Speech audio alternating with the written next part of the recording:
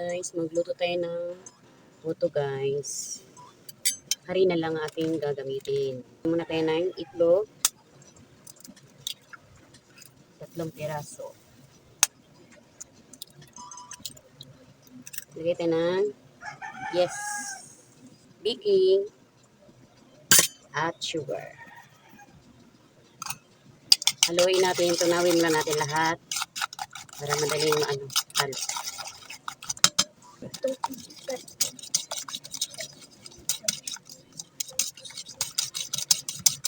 Next, ilagay natin ang harina.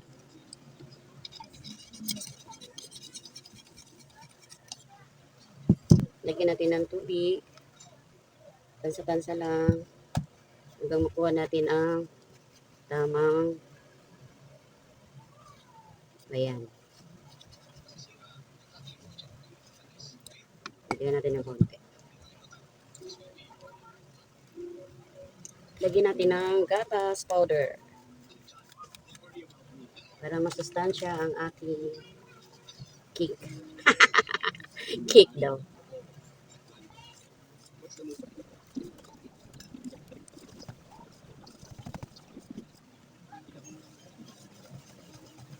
Ang haba ng ating video.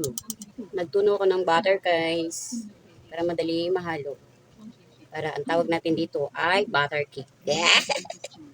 Butter cake na talaga. Tunawin natin siya guys para madali siyang mahalo.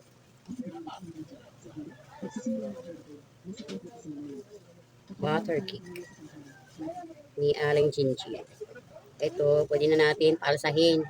Antayin natin ng kahit kalating oras lang. Kasi may itlog naman siya, madali na siya maalsa.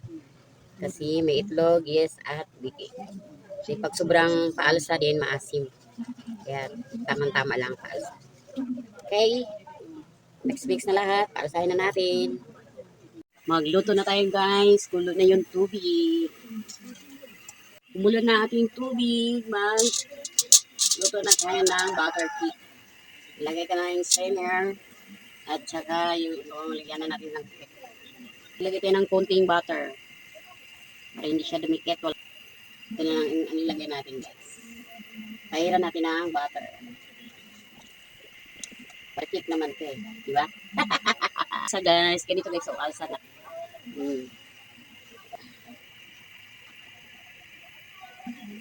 Dalawa yung luto natin po guys. Ayan na.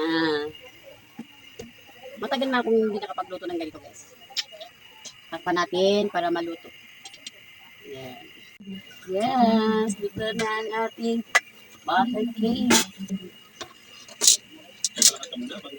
Yes.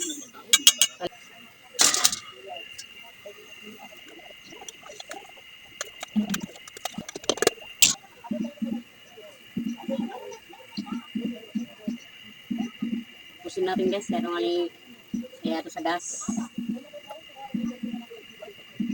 Yan. Sarap yan. May gatas, may itlog. Tatakpan. Wow, para umasa yung pangalawang luto natin guys.